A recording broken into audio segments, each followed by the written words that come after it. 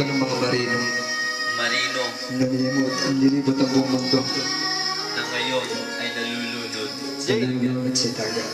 Bakit nalulunod? kapiling ng mga babaeng babae, mga akyat barko na may mga nagsawa na dito. Oh, Iba't ibang lahi.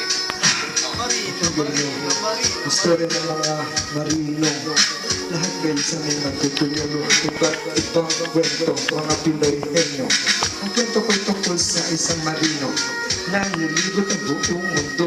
Dagat, Atlantiko, Pasifiko, European at Amerikano. Maraming nang naganap sa aking buhay. Mga sandaling alaalang di mawalay. Ako isang marino, kusinero. Kaya naman pare, pwede ba ako? Ako ay matagal na nakipag-bulong sa kapalaran at hindi ko alam ang aking kapalaran. Tinatawid mula karagatan hanggang sa himpapawid. Ako ay nagtiis halos siyam na buwan para maibigay ang aking kaligayahan sa aking mga magulang at kamag-anak. Aba, pera ako ay pinapaanak. Akala nila binabayo ko lang sa labi. Hindi nila alam, puro ako bighati. Aking na-encounter ang iba't ibang mga nasyonalista. Kaya naman para ako ralista. Kasi naman ako ay parang masahista. Kaya naman pare, ito iyong ibista.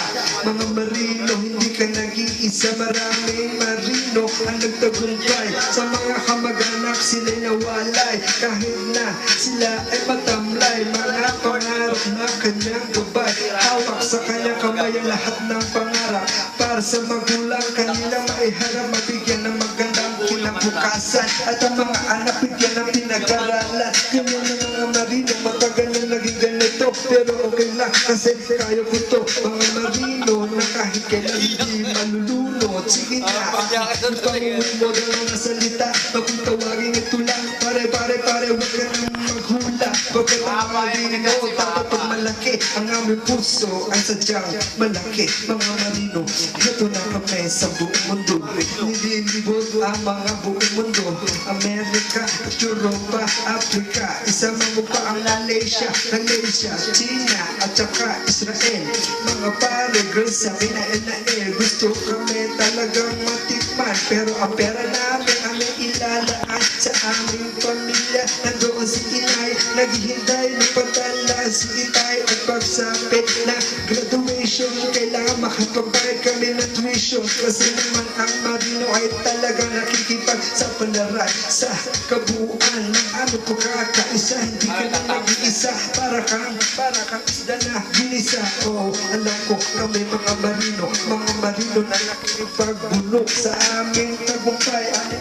Alay sa aming asawa, inay at itay. Ano mo anak, gagawin ko ang lahat para sa'yo, para maitaguyod ang mga pangarap na gusto ko i-ano sa'yo. Pangarap na para sa'yo.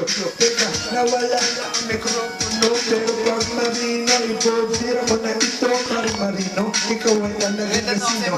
Nag-iisa ka, ikaw ay Pilipino. Pare, balita ko Sherwin, ikay marino. Pwede bang bumitaw ka ng mga liriko? Kasi kanina pa ako bumibira. Ibibigay ko sa'yo ang ibang natitira. Sige. Salamat sa iyo kaibigan ko. Ako ay isang marino doon sa barko. Pinutangsi ako ng aking kapitan kasi nahuli niya kumakain ng pakuan. Ako naman na ngayon ay nalunod na. Doon sa dagat itinapon niya. Tinungan pa niya, pinalo na sagwan sa ulo. Kaya naman ako ngayon ay nahihilo. O ano sa inyo mga tropa ko, kung gusto nyo maging marino kayo disiplinado. Lahat kaming mga marino ay loko. Sa babae, sa lalaki, lahat ay pwede. Kaya naman mga akyat akyat barko ang tawag dito. Pagkaong ng barko, kanya-kanya na kami. Isang babae, sa'yo dalawang babae, sa kanya tatlo at apat. Para hindi na maganyan ang marino, patay ako pag ako'y na sindikato. Si Mrs. ay makikinig nito. Ang mga marino ay mga romantiko. Pare, mali ang kwento mo. Kasi dali, sabi mo, ikaw ay loko. Pare, hindi totoo yun. Kwento pa lang, huwag kang maniwala doon.